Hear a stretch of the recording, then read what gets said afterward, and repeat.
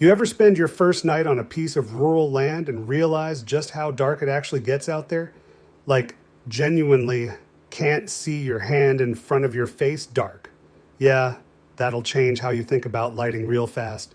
Hey, welcome back to the Land Buyer's Guide. I'm your host, Scott Thomas, founder of landparker.com, where we help everyday people get onto rural land with affordable pricing and owner financing. Today we're talking about something that might seem pretty simple on the surface, camp lighting.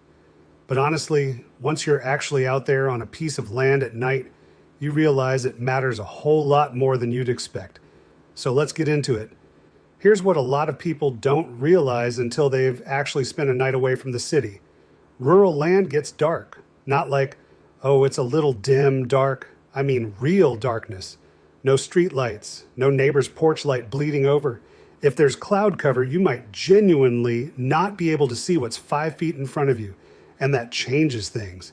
Navigating around camp, doing any kind of evening chores, even just making dinner.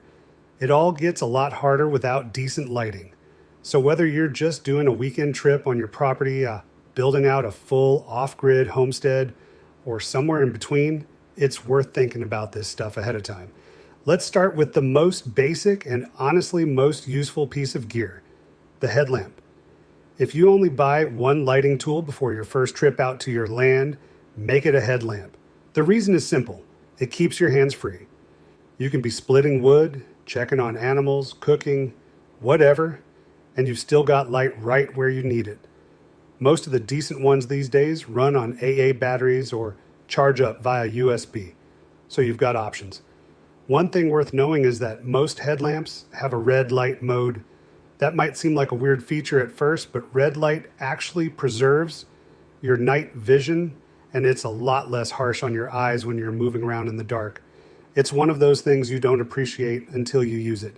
And having a backup headlamp tucked in your truck or your tool shed, genuinely useful habit, especially if you're out there managing land by yourself.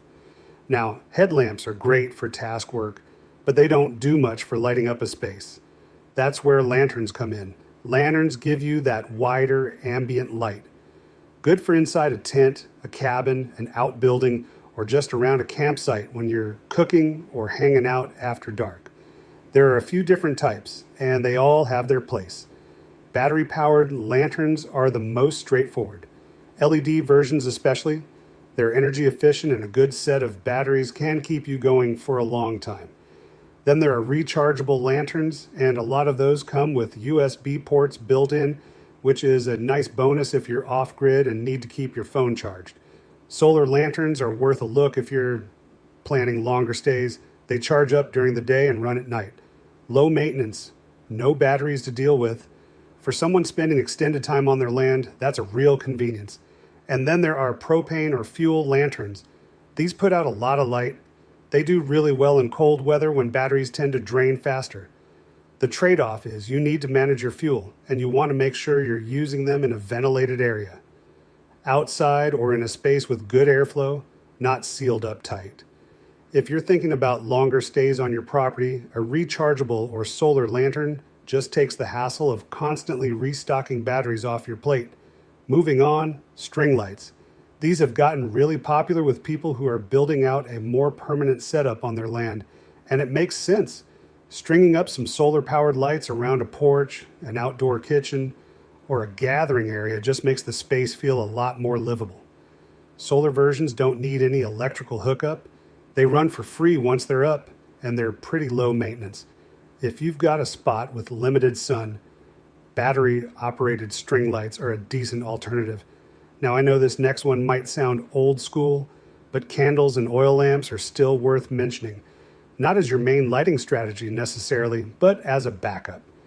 If your batteries die and your solar lantern isn't charged, a candle or an oil lamp still gives you something to work with. Citronella candles do double duty, light and bug repellent, which is a genuine bonus depending on where your land is. Oil lamps can burn for a long time, and you can refill them, so they're pretty practical as a backup option. Just use them in well-ventilated spaces and keep them away from anything flammable. Basic stuff, but worth saying. The thing is, if you're planning to actually build something on your land, a cabin, a small homestead setup, whatever. This is where solar systems start to make a lot of sense to think about. You don't need to go full solar from day one. A lot of off-grid homesteaders start small. A basic solar panel paired with a battery bank can realistically run several LED lights for hours each night. Solar path lights are cheap, easy to install around your property, and they just work.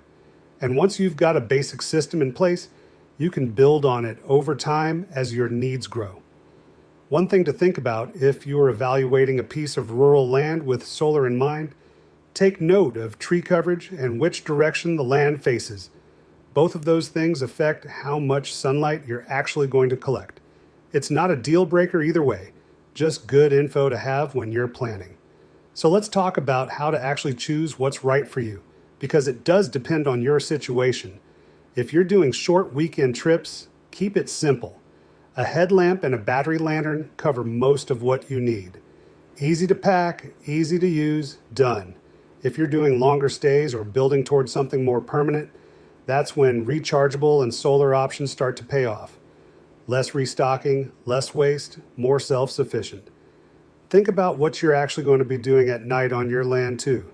Hands-on tasks, headlamp, lighting up a space, lantern, or string lights. A combination of both is usually what works best for most people. And if you're in a colder climate, worth knowing that cold temperatures can drain regular batteries a lot faster.